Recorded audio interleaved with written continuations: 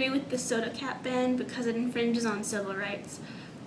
We have a health issue in this country, but the thing is, the way we can deal with it is with the way we've been treating menus. We put the calorie count on the menu next to the foods so that people can decide by themselves whether or not they want to eat those foods.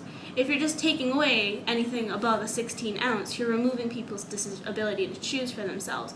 They should be allowed to know how many calories are in each cup that they take that's above 16 ounces, but they shouldn't be denied that right altogether.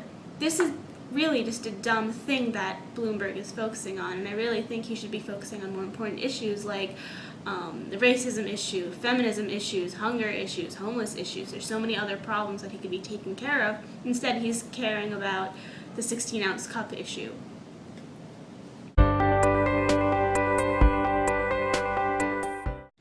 I think that the right in this country likes to paint the picture in terms of individual freedoms versus, big brother government paternalism.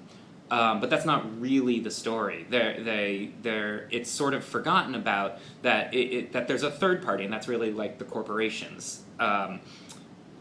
I personally think that, especially in this day and age, the government has a responsibility to protect the individual's freedoms, yes, but it also needs to protect us from corporations. So if the government's hands are tied in terms of what they can regulate, but corporations, the mega food corporations, drug corporations, energy, if their hands aren't tied, then government really needs to step in and protect us from them if we can't protect ourselves from them in terms of the choices we make or in terms of the choices that are available to us.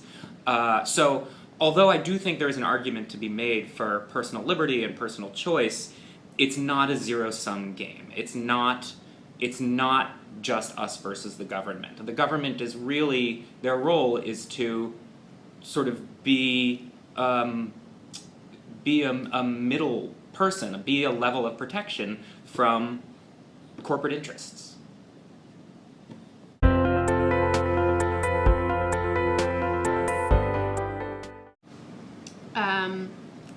Well, I think that it's sad that our country, the people in our country are now so unhealthy and maybe obese, or they have type 2 diabetes. Like, it's gotten to that point where the government feels that it's necessary to put these regulations on our diets, basically.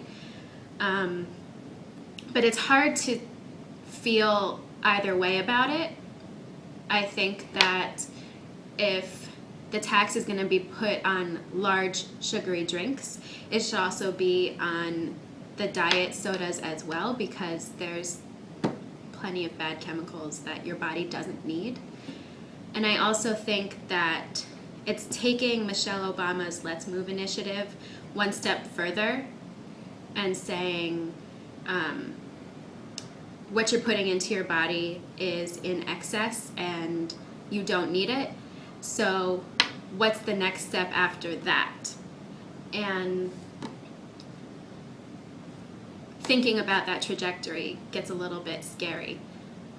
But I don't think that this should be causing as much of an uproar as it is, because honestly, nobody really needs a drink that large anyway. I know I never finish a drink that big, but that's just me.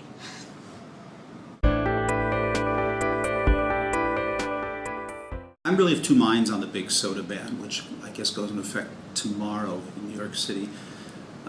On one hand, it does seem like an intrusion of government into our private decisions. On the other hand, I ban it in my own house because I have two teenagers at home, and I'm very acutely aware of how bad this can be for them. By the same token, I can't stop them from getting it elsewhere. So there it is.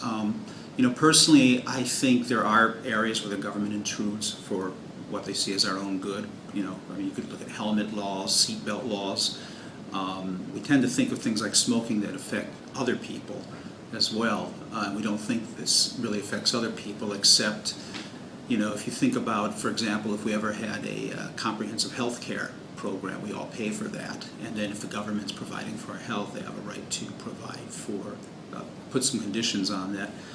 My own feeling is I would rather it be not coercive, but somehow create a way that makes it appealing for people to participate in something like this. For example, in our own company, if we had a healthcare program that said, if you work out and if you guarantee not to drink fizzy drinks, we'll give you a discount on your premium, I think that would be a much more effective way.